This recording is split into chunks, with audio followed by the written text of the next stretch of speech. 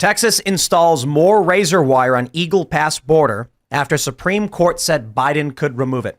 Texas will not back down from our efforts to secure the border in Biden's absence. I was thinking about Civil War earlier today, and Fort Sumter, the start of the Civil War, we say Fort Sumter. And then there's the first Battle of Bull Run or the Battle of Manassas. And I'm thinking, I wonder if in 100 years they're going to say the first battle at Eagle Pass, or they're going to say Eagle Pass was the start of the Second Civil War.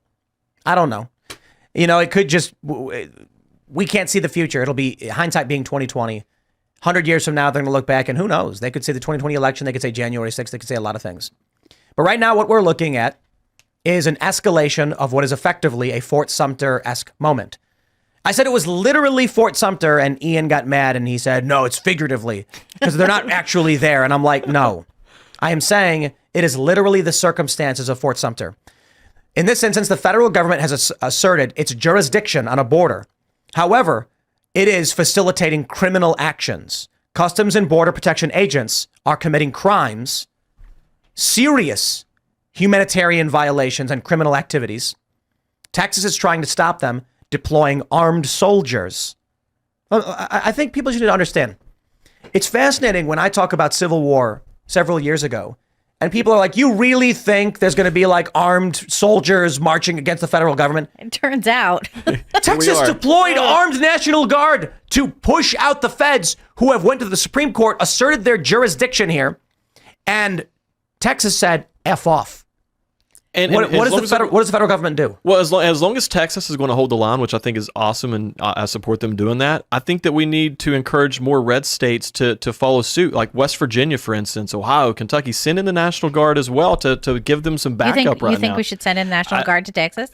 Well, Texas's National Guard is there. Right. I believe that they're going to hold the line on this issue of our country being invaded right now. I would love to see West Virginia send ours in there to send backup. That's such a huge escalation. Yeah, well, I think that that's warranted at this point. You have no idea what I would do if I was the governor of West Virginia. Same. That's what if I was in charge, I would.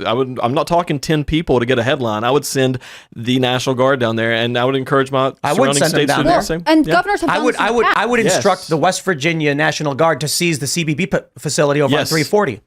We know for a fact CBP agents, they're on camera smuggling humans. Yep. Children. Sex trafficking, it is insane to me. There was a video I showed earlier where someone actually interviewed one of these agents as they're facilitating human smuggling, working with cartels. And they go, well, it's crazy. They're letting them in. And the guy, I don't know who actually produced the video.